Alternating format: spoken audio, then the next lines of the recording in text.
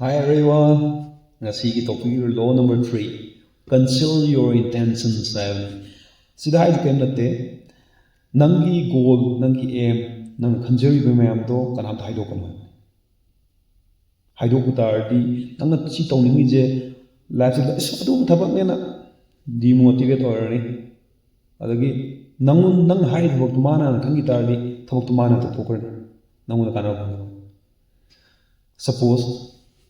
अखोइना आइन खल्ली मैम जे लोय हाइजोन खल्लसी पॉलिटिशियन अमना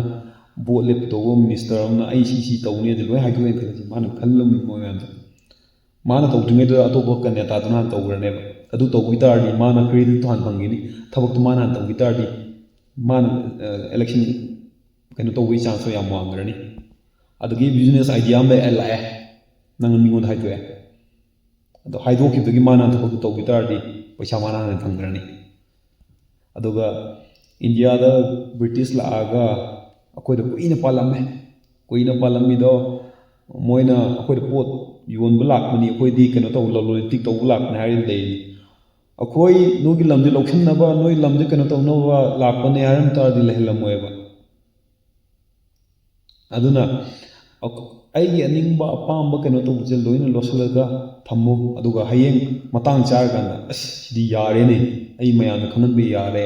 कनो नंग सक्सेस ओरकांद कनो तोरकांद खंगनलो नंग खंगनिंगदा एग्जाम थाद्रिङैदा अै सि थारबनी अदु तौरबनी ना हायरनी फावरोय ngमरोय तौजे साजरी जेवने मथंग अमन तौनबगी अपामदो लैरोय थैंक यू